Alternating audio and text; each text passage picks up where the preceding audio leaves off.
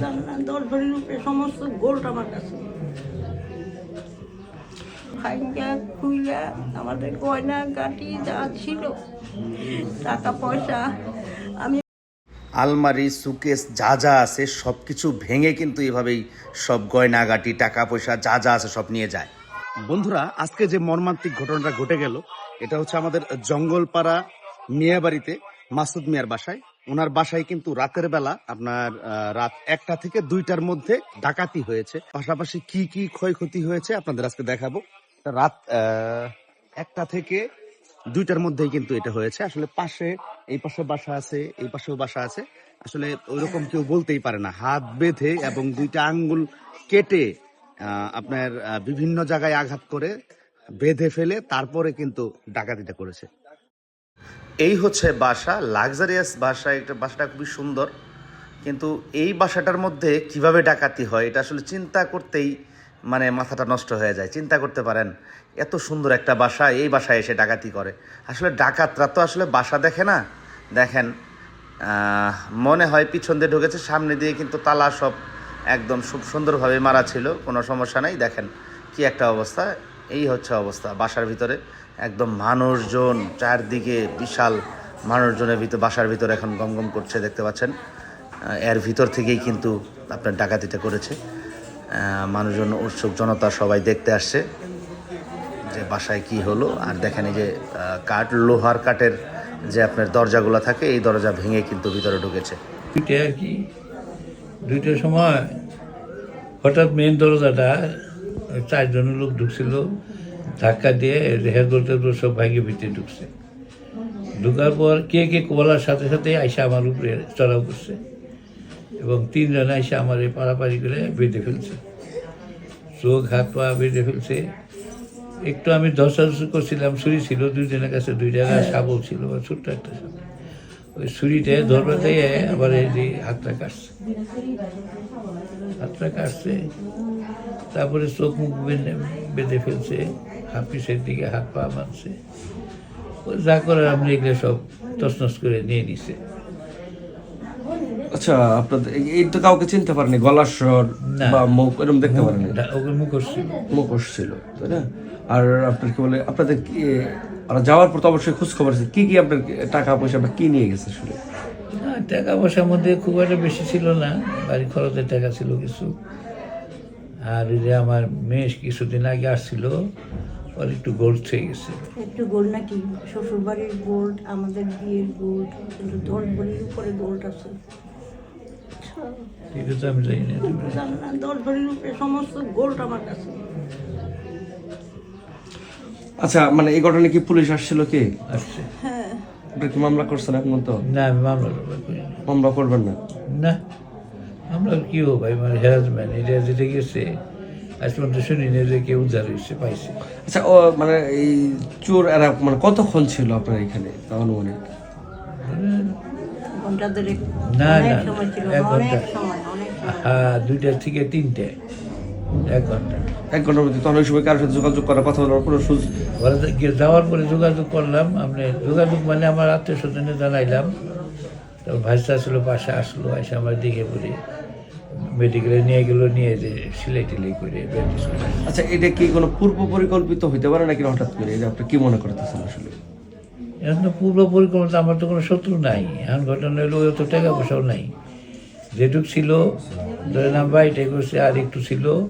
আমার ছোটো ছেলে আবার লন্ডন গেছে লেখাপড়া করার জন্যে, সম্পূর্ণ টাকাও নিয়ে গেছে। এখন আবার মানে খুবইভাবে চলতে হয় হিসাব করে, টাকা পয়সা খুব একটা নাই। তার মধ্যেই আর কি এই ঘটনাটা ঘটলো। আচ্ছা, আপনি শুধু আঙ্গুলে ব্যথা পাইছেন নাকি আরো কোথাও? এখানে আছে, পায়ের ঠুলার মধ্যে আছে, এখানে আছে 2-3 জায়গায়। এগুলো যে ছুরিটা যখন হাতের দিকে নিবার চাইছিলাম আমি, ওই টাইমে। তাদের কি বয়সগুলা কেমন হইতে পারে? বয়সটা আমি অবশ্যই স্টেটমেন্ট পুলিশের একটু ভুল করছি, তখন আমার ছিল না ঠিক। ধরেন যে 18 থেকে 22-25, মানে সব যুবক বয়সের? যুবক বয়সে বললাম। আপনার একটু নামটা বলবেন, একটু আপনার নাম পরিচয়টা? সৈয়দ আব্দুল্লাহ মাসুদ, বাবা সৈয়দ জহুরুল হক, মেয়েবাড়ি, জঙ্গলপাড়া মেয়েবাড়ি, জামালপুর সদর। আচ্ছা, আপনি কি করতেন আপনি? আমি আগে কন্ট্রাক্টার করতাম। এখন করেন? না, এখন মানে আমি 23-এ হজ করে আসছি আমার ফ্যামিলি নিয়ে, 13-তে। তারপর থেকে আর কোনো ব্যবসা বাণিজ্য কিছু করি না। ওই টাকা পয়সার ওই দিকে আমার এই লোভ আসলে আর কি এই আর কি। আল্লাহর পথে আসি আর কি। আচ্ছা, ঠিক। জনে ঘুমাইছিলাম দুই পাশে, হঠাৎ করে একদম এত জোরে ঢুকলো, বিশাল শব্দ, মানে দরজা ভাঙ্গে ঢুকছে তো, বিশাল শব্দ। এর মধ্যে শুনি যে ওনার কান্নার শব্দ। ও ফাজিলের চুইটা তো ওনাকে টর্চার করতেছে, উনি সমানে কাঁদতেছে, কি ব্যাপার, উনি এভাবে কাঁদতে কেন? আমি চিৎকার আমি করছি, তুমি হ্যাঁ শোনো নাই? চিৎকার করছে, ওইটাই তো। আমি যে যাবো ওই পাশে, আমরা যাবার দেয় না, আমার এটা দাঁড়ায় রয়েছে, এক ফাজিলে দাঁড়ায় রয়েছে, দাঁড়া থেকে আমি কি উনি কান্না করতেছে, কিছুই না, কিছু হয় নাই, এইটা আমার যাইতে দেয় না, উঠতে দেয় না। পরে একটা লুঙ্গি ছিল আমার মুখ বাইরে ফেললো, আমার হাত পা বাইরে, আমাকে এখানে উপর করে খাটে শোয়া দিল।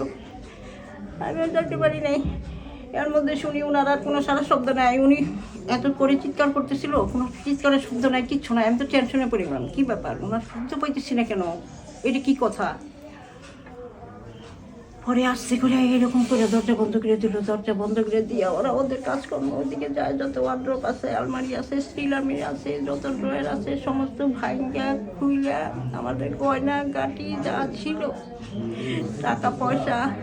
আমি মাঝে মাঝে আমার কাছে পার্সোনালি কিছু টাকা থাকে, মাঝে মাঝে একটু সবজি টবজি কিনি, ওগুলি টাকা সহ, মানে খুঁচা যাকে বলি, খুঁচা যা ছিল আর কি, পরিষ্কার নিয়ে ওদিকে বাইঙ্গে যাচ্ছে, সোনার গয়নার চোখ টুকলা পাইছে একটা।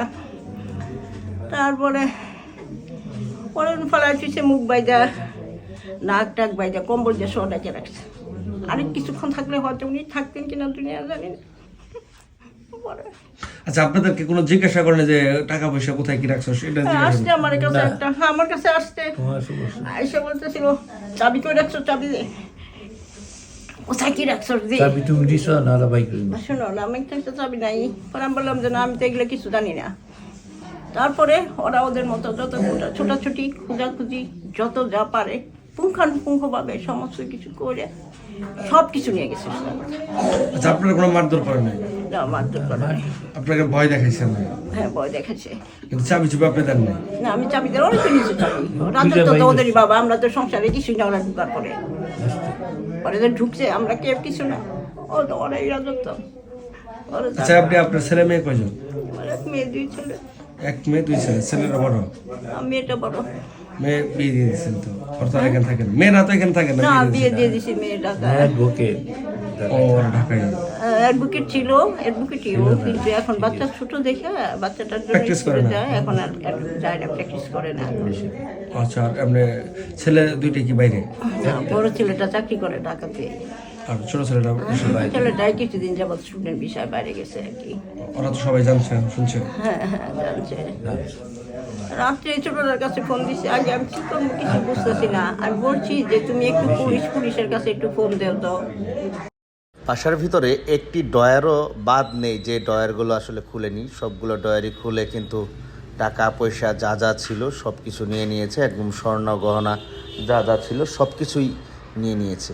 একদম লাগেজ খুলেছে, ভিতরের একদম যতগুলো তালা আছে সবগুলা খুলেই কিন্তু এইভাবেই কিন্তু ডাকাতিটা করেছে। আসলে কি বলবো, মানুষ আসলে কি পরিমাণ নৃশংস হলে এই কাজগুলো করতে পারে।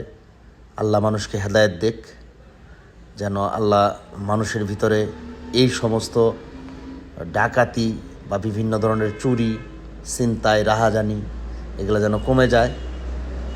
আল্লাহ সবার মধ্যে সব কিছু ভালো কিছু রাখুক, আল্লাহ সবাইকে ভালো রাখুক, সবাই সুস্থ থাকবেন, ভালো থাকবেন। আসসালামু আলাইকুম।